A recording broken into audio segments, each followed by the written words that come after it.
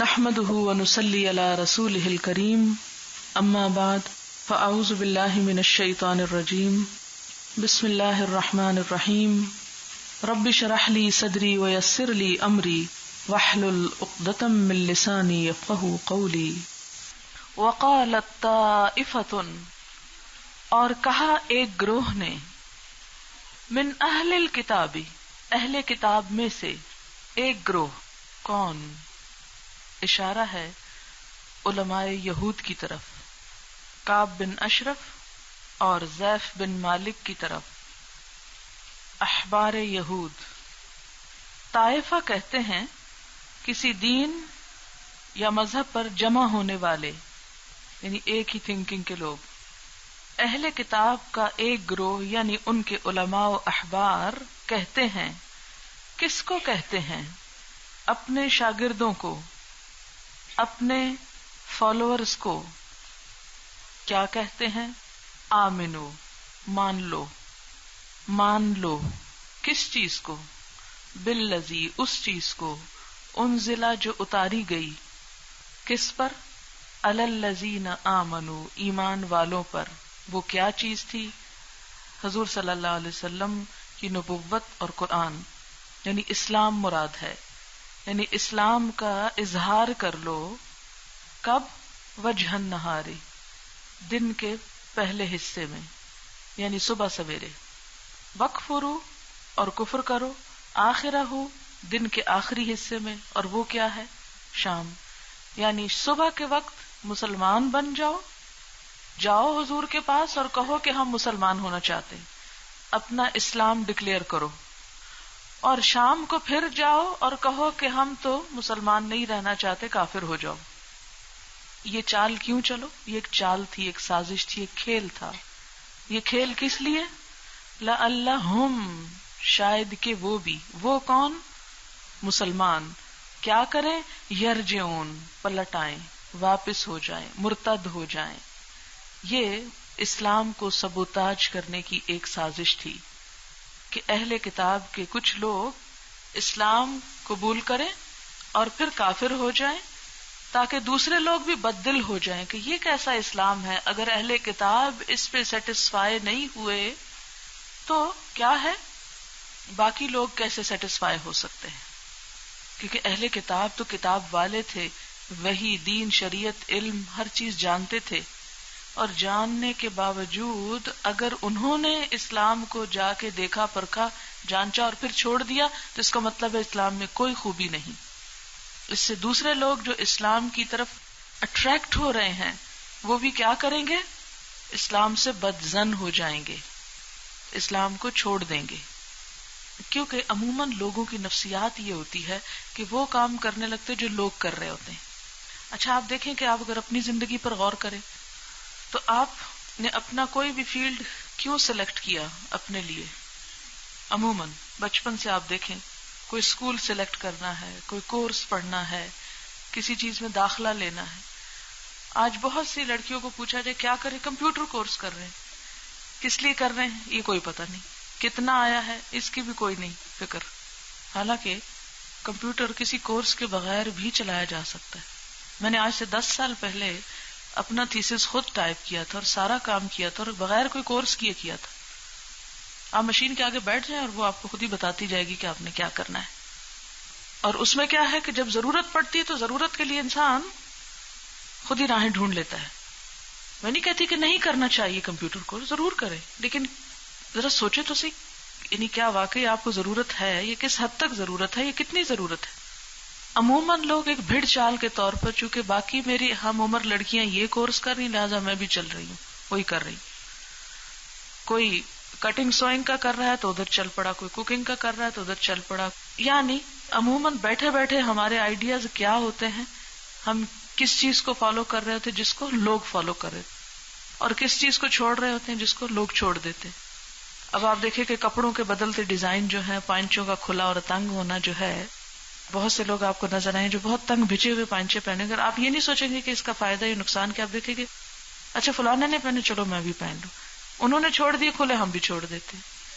یہ ایک مزاج ہوتا ہے لوگوں کا۔ کوئی بھی فیشن عام کیوں ہوتا ہے؟ کوئی عقل سمجھ سے تھوڑی کام لیتے ہیں لوگ۔ بس صرف یہ دیکھتے ہیں کہ لوگ کیا کر رہے ہیں، اور بہت سی چیزوں میں ہم کیا سوچتے ہیں، لوگ کیا کہیں گے، لوگوں کے خوف سے جیتے ہیں، لوگوں کے خوف سے بہت سے نقصان کے کام کرتے ہیں، فائدے کی چیزیں چھوڑ دیتے ہیں۔ تو اللہ نے ہر ایک کو جو اپنی سمجھ دی ہے اسے استعمال کر کے اپنی زندگی کے مقاصد کو واضح کرنا چاہیے، سوچ اختیار کرنی چاہیے اور کوئی لائن آف ایکشن اختیار کرنی چاہیے۔ لیکن چونکہ ایک رویہ عموماً لوگوں کا یہ ہوتا ہے، اس لیے اس رویے سے فائدہ اٹھاتے ہوئے، لوگوں کی اس کمزوری سے فائدہ اٹھاتے ہوئے یہود نے اسلام سے لوگوں کو بدظن کرنے کی یہ ایک چال چلی۔ ولا تؤمنوا، اور کیا کہتے ہیں علماء یہود ہی، اور ایمان نہ لاؤ، مت مانو کسی کی بات، الا مگر اس کی بات، لمن تبع دینکم جو تمہارے دین کا پیروکار ہو، صرف اس کی بات مانو جو کون ہو، تمہارے دین پر چلنے والا ہو، یعنی اپنے ہی ہم مذہب لوگوں کی بات مانو۔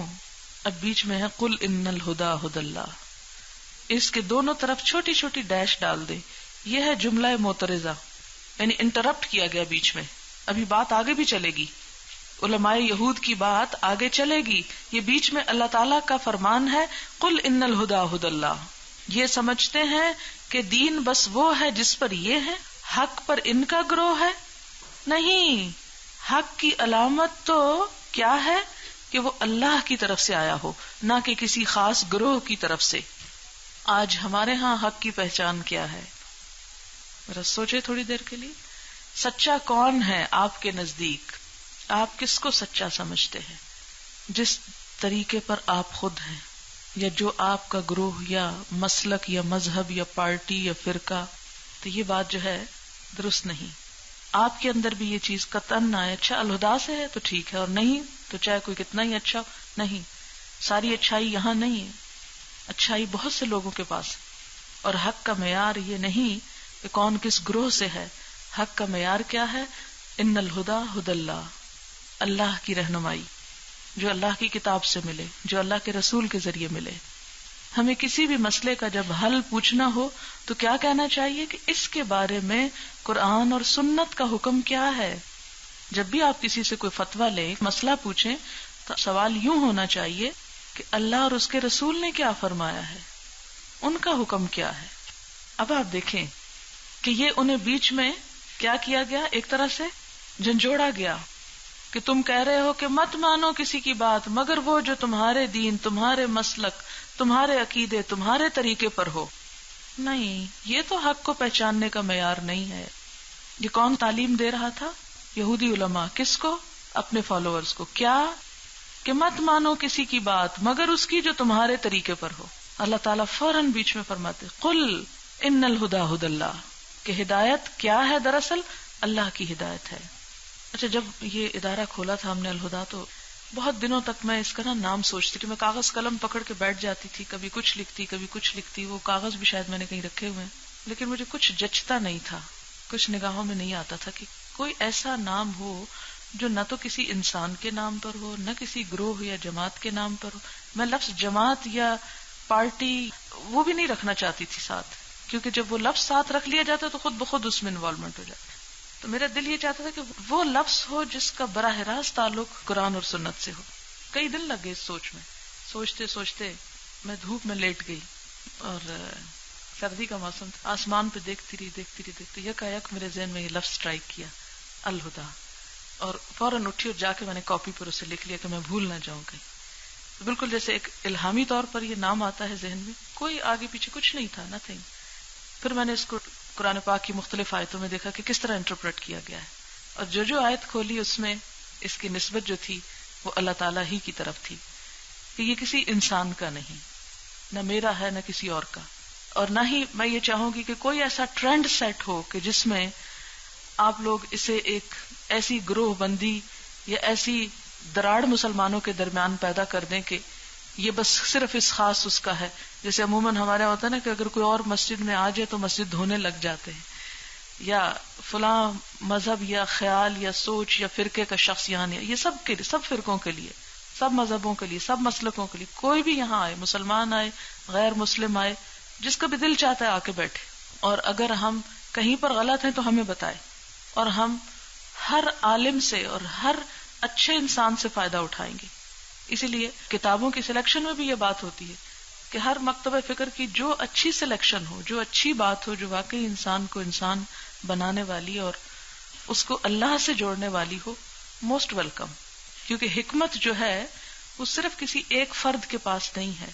اور آپ سے بھی میں یہ کہوں گی کہ کھلے ذہن، کھلے دل، وسعت کے ساتھ ہر ایک کے ساتھ آپ اچھا سلوک اور اچھا رویہ اختیار کریں اور ہر ایک کو گلے لگائیں.